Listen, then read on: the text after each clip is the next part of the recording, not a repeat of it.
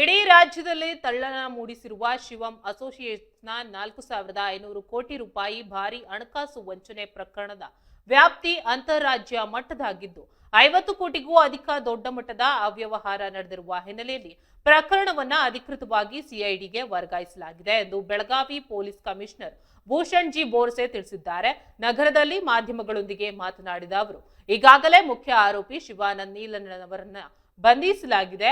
ಪ್ರಕರಣದ ಗಂಭೀರತೆ ಅರಿತು CID DIG Bhimashankar ಗುಳೇದ್ ಅವರು ಬೆಳಗಾವಿಗೆ ಆಗಮಿಸಿ ಕಮಿಷನರ್ ಕಚೇರಿಯಲ್ಲಿ ಸುಮಾರು 2 ಗಂಟೆಗಳ ಕಾಲ ಸುದೀರ್ಘ ಉನ್ನತ ಮಟ್ಟದ ಸಭೆ ನಡೆಸಿದ್ದಾರೆ. ಸ್ಥಳೀಯ ಪೊಲೀಸರು ಇದುವರೆಗೆ ಕೈಗೊಂಡಿರುವ ತನಿಖೆಯ ಸಂಪೂರ್ಣ ದಾಖಲೆಗಳು ಹಾಗೂ ಕಲೆ ಹಾಕಿರುವ ಮಹತ್ವದ ಮಾಹಿತಿಯನ್ನ ಸಿಐಡಿ ಅಧಿಕಾರಿಗಳೇ ಹಸ್ತಾಂತರಿಸಲಾಗಿದೆ. ಡಿಐಜಿ ಅವರು ಪ್ರಾಥಮಿಕ ಫಾರ್ಮಾಲಿಟಿಗಳನ್ನ ಮುಗಿಸಿಕೊಂಡು ಹೊರಟಿದ್ದಾರೆ ಎಂದಿದ್ದಾರೆ. ಮುಂದುವರಿದು ಮಾತನಾಡಿರುವ ಕಮಿಷನರ್ ವಂಚನೆ ಜಾಲದ ಆಳ ಅಗಲವನ್ನ ಭೇದಿಸಲು ಸಿಐಡಿ ಡಿಐಜಿ ಭೀಮಾಶಂಕರ್ ಗುಳೇದ್ ನೇತೃತ್ವದ ವಿಶೇಷ ತಂಡ ಇನ್ನೂ ಕೆಲವು ಕಾಲ ಬೆಳಗಾವಿಯಲ್ಲೇ ಮೊಕ್ಕಾಂ ಹೂಡಲಿದೆ.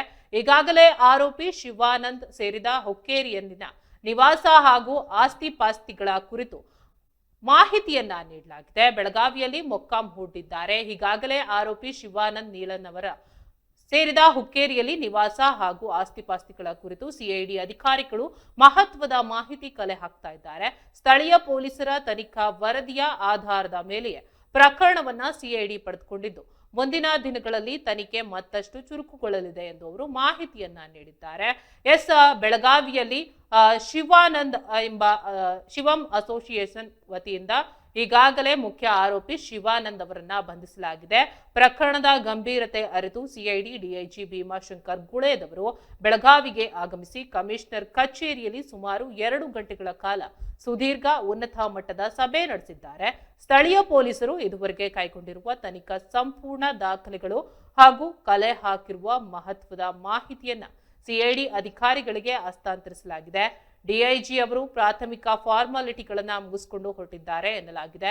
ಮುಂದುವರೆದು ಮಾತನಾಡಿರೋ ಕಮಿಷನರ್ ಅವರು ವಂಚನೆ ಜಾಲದ ಆಳ ಅಗಲವನ್ನ ಭೇದಿಸಲು ಸಿಐಡಿ ಡಿಐಜಿ ಭೀಮಾಶಂಕರ್ ಗುಳೇದ್ ನೇತೃತ್ವದ ವಿಶೇಷ ತಂಡ ಇನ್ನೂ ಕೆಲವು ದಿನಗಳ ಕಾಲ ಬೆಳಗಾವಿಯಲ್ಲೇ ಮೊಕ್ಕಾಂ ಹೂಡಲಿದೆ. ಈಗಾಗಲೇ ಆರೋಪಿ ಶಿವಾನಂದ್ಗೆ ಸೇರಿದ ಹುಕ್ಕೇರಿಯಲ್ಲಿನ ನಿವಾಸ ಹಾಗೂ ಆಸ್ತಿ ಪಾಸ್ತಿಗಳ ಕುರಿತು ಸಿಐಡಿ ಅಧಿಕಾರಿಗಳು ಮಹತ್ವದ ಮಾಹಿತಿ ಕಲೆ ಹಾಕಿದ್ದಾರೆ.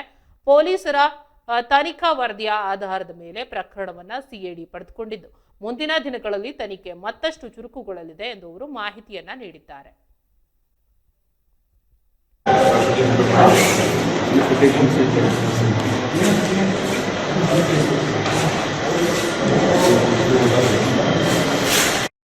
ಶಿವಂ ಅಸೋಸಿಯೇಟ್ಸ್ ಫರ್ಮ್ ಮೇಲೆ ಅವರ ಪದಾಧಿಕಾರಿಗಳ ಮೇಲೆ ಒಂದು FIR ಮಾಳಮಾರುತಿ ಪೊಲೀಸ್ ಸ್ಟೇಷನ್ನಲ್ಲಿ ದಾಖಲು ಮಾಡಲಾಗಿತ್ತು.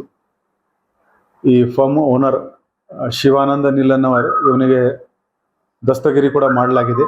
ಈಗ ಅವನು ಪೊಲೀಸ್ ಕಸ್ಟಡಿಯಲ್ಲಿ ಇದ್ದಾನೆ. ಈ ಪ್ರಕರಣದ ವ್ಯಾಪ್ತಿ ಅಂತರ್ ಜಿಲ್ಲೆ ಇದೆ, ಅಂತರ್ ರಾಜ್ಯ ಕೂಡ ಇದೆ ಮತ್ತು ಫ್ರಾಡ್ ಅಮೌಂಟ್ 50 ಕೋಟಿಗಿಂತ ಜಾಸ್ತಿ ಇರೋದು ಕಾರಣದಿಂದ ನಾವು ಮಾನ್ಯ DG and IGP ಅವರಿಗೆ ಈ ಪ್ರಕರಣ ಸಿಐಡಿಗೆ ವರ್ಗಾವಣೆ ಮಾಡೋಕ್ಕೆ ಕೋರಿಕೆ ನಿನ್ನೆ ಕಳಿಸಿದ್ದೀವಿ. ಅದರ ಆಧಾರದ ಮೇಲೆ ನಿನ್ನೆ ಮಾನ್ಯ DG and IGP ಅವರು ಈ ಪ್ರಕರಣವನ್ನು ಸಿಐಡಿಗೆ ವರ್ಗಾವಣೆ ಮಾಡೋದು ಆದೇಶ ನೀಡಿದ್ದಾರೆ. ಇವತ್ತು DIG ಇಂದ ಅಧಿಕಾರಿಗಳು ಈ ವಿಚಾರದಲ್ಲಿ ಇಲ್ಲಿ ಬಂದಿದ್ದಾರೆ. ಈಗ ನಮ್ಮ ತನಿಖಾಧಿಕಾರಿ ಈ ಪ್ರಕರಣದ ಕಡತವನ್ನು ಎಲ್ಲ ಫಾರ್ಮ್ಯಾಲಿಟಿ ಕಂಪ್ಲೀಟ್ ಮಾಡಿಕೊಂಡು ಸಿಐಡಿಗೆ ವರ್ಗಾವಣೆ ಮಾಡ್ತಾರೆ.